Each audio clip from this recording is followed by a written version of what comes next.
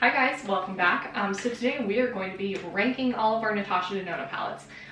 If you're new here, we have many a Natasha Denona palette. Count.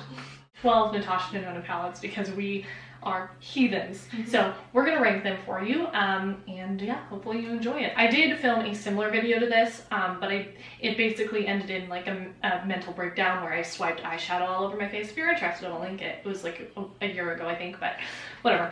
So our least used and least favorite, these are, they're not all in order because we swapped out shadows and not all of them fit in whatever, but this is the green brown palette. It's a beautiful palette, and I love the formula in here. It's just that we don't use it very often. But the shimmers in here are some of the best shimmers on the market, in my opinion. Yeah. So it's definitely a good one if you like the color story, but it's a very hefty price tag. Well, and a very shimmer heavy palette. And a very shimmer heavy palette. It has 2 or 3 mattes, I believe. So not my most used, but it was my first fall in love kind of thing. Like I used it and I was like, wow, I want more Natasha Denona. Then we have the Lila palette. This is actually discontinued now. This palette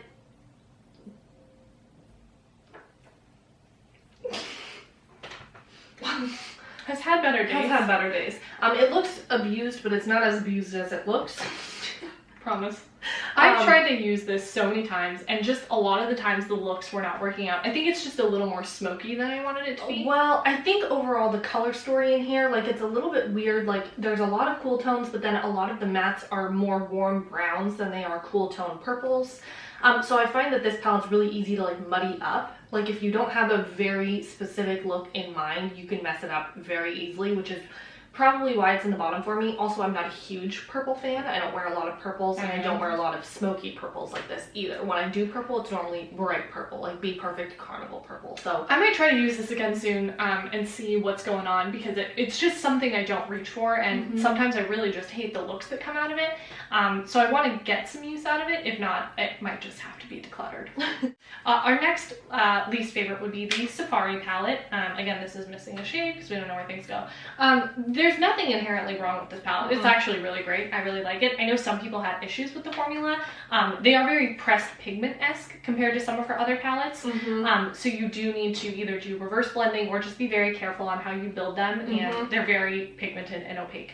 So just, you know, if you're interested in it. I don't know, this one might not be available anymore. I think it still is. It might be discounted like all together because it's supposed to be limited edition. Yeah, it's been on sale for a while. I've heard a lot of people with deeper skin tones say that this is their go-to matte palette because it is very rich and it's got fun shades. Like, you know, it's got these navy blues and these grungy greens, but none of them are like super light and like ashy kind of toned. So I've heard a lot of people with like medium to deep skin like rave about this being their favorite matte palette because of that, because it's so rich and unique in that way. We just tend to go for shimmers, so we gravitate towards shimmer heavy palettes. Then we have the Natasha Denona Tropic palette. There's a shade missing in here, and some of these may be wrong.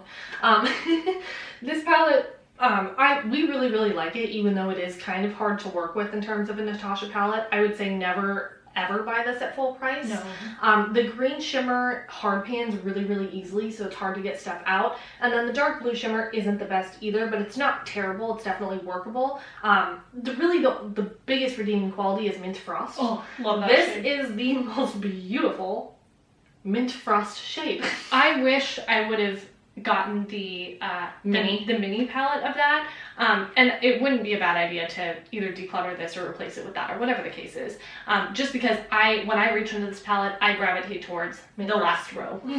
Just the last row. I don't mind the shimmers that get hard pan. I don't know why that is. It doesn't piss me off as much as it should. Mainly because I tend to use those as mattes almost because they have more depth. So I kind of go into them with a brush anyway, so it doesn't really matter if it picks up on like a flat brush or my finger or anything. But just worth noting that it's not her best formula, but we still enjoy it. Yeah. Next up on the list, this is the Glam palette. So this is definitely a color story that I really love. It's just I don't reach for neutrals that often, and it lacks some of the depth that I prefer to have. And that she normally has in her palettes. Yeah, exactly. The shimmers in here are divine. The mattes work really well. I wish this middle one was cream to powder. I stand by that every time I talk about this palette. And some of the shimmers can be a little bit repetitive. There's a little bit of a textural difference in a couple of them, but I wish she would have swapped some of the shimmers out or some of the mattes out for deeper mattes, just for a variety of skin tones. And this gold in here, even though I like it, I think it has a place. I wish it was a cool tone shade. Yeah. Then we have the Natasha Denona Sunrise palette. Now this I think was probably after the gold palette, spoiler, this is probably one of our actually most used Natasha shadows. My boyfriend got it for me because it came out and he got it for my birthday and I was like, ah. This one is perfect for summer. Like when we got this, it was perfect for summer. We just kept using it and kept using it and kept using it. I love the choice of mattes in here. I love that they've got a more like canary, like yellow orange, and then like an actual yellow. I love the cranberry shade in here, and the shimmers are like, they did a really great job on the shimmer shades too. I would say that most people, this would be a palette that they would like to pick up from Natasha just based on the shades, and a lot of people like warm tones and cranberries and stuff. So I think overall, like for consumers as a whole, this would be a really, really good one for people or people in the makeup community. I still love it. It's just not in our like top 2. And then next after that comes the Love palette. I do love this palette. My mom got this for us for Valentine's Day, which was just so sweet. I was like, ah.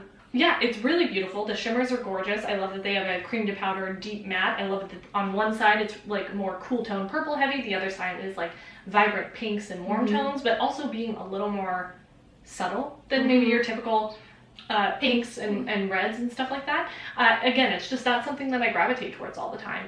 When I do use it though, I'm absolutely in love with the looks that I create. It's just when I reach for it, I tend to gravitate towards the same shades. So yeah. So when I look at this, I feel that it's one noted, even though it's not. It's just kind of like, I'm just one noted. I'm just one noted. Yeah, it's a mind trick. Okay, we're in top 5 territory now. All right, listen up. This is the Natasha Denona Metropolis palette. This was her first small palette I think that we bought, and this is my favorite small palette formula she has. It's a big palette in a small palette. It's her big palette formula in a small palette. This one is all out of whack. It looks nothing like this. I rearranged it. But this, God, I mean, she could have done with a few less gold shimmers, that's for sure. A couple of the mattes are about the same too, but let me tell you, she's got 3, maybe 4.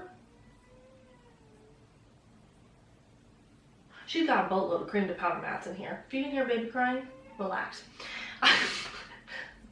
So good. I love her cream to powder formula, and the shades in here are very fall. I do need to reach for this more though, because I don't find that I reach for it enough. Ranked at number 4 is the bronze palette. So this is just, even though it's neutral and I don't reach for it much, it's the most gorgeous neutral palette. Especially like it's warm tone, but it's not orange, you know, it's just very warm and rich, and I love everything about it, especially that cream to powder matte shade and rhodium right here. The cool tones in there, shocking. It's so freaking pretty. The shimmers in here are divine. The mattes are so good, so good. I think this is, if you like neutrals and you are looking to invest in a high-end neutral palette, I think this is going to be your best bet, honestly. It's so good. This climbed to the top immediately. We're both wearing it today. This is the Natasha Denona Blue Purple palette. This is one of her big ones. I would not buy this full price. No, do not buy it full price. We got this on 50% off sale. It was 40% off on Black Friday. 40% off on Black Friday. So it was a lot cheaper than it normally is, because it's normally $230. They've got the color selection in this palette is so pretty. They're so unique.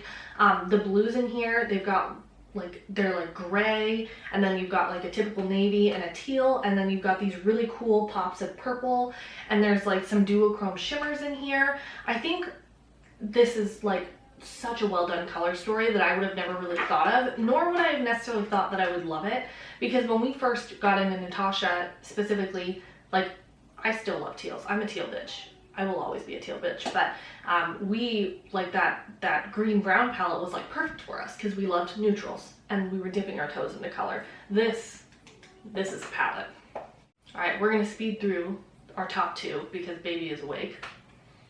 So at number 2, this is the Cranberry palette. This is the old formula, so I can't attest to the new one, but you can see how beat up this is. This is like the most beat up 5-pan palette that we own. It's just so beautiful. I love the cream to powder formula. I think the color story is perfect for this. Obviously, you're going to get similar looks with this if you use exclusively this, but there's so much variety and in how you can use them, and they work so well with your finger or a brush or anything. It's just foolproof in my opinion. Number 1, shocking, the gold palette. I got this for Vic for Christmas. I remember khaki something, I can't remember her channel, but on Christmas Eve I knew that we were getting the gold palette, and I was like, oh look, she's doing a review on the gold palette in this when we first discovered her channel, so we watched it. This is just divine. There's a couple repetitive mattes, but the mattes aren't what I'm into. It's the shimmers. The shimmers in here are phenomenal, out of this world. Can't complain. They're incredible. This is such a unique palette. I love the blues in here. Just the choice of colors is so stunning, and I think that this is like a must-have in everybody's collection. Truly. It's not, but I feel like it should be, personally. But since baby is awake, we're going to sign off here. So thank you so much for watching.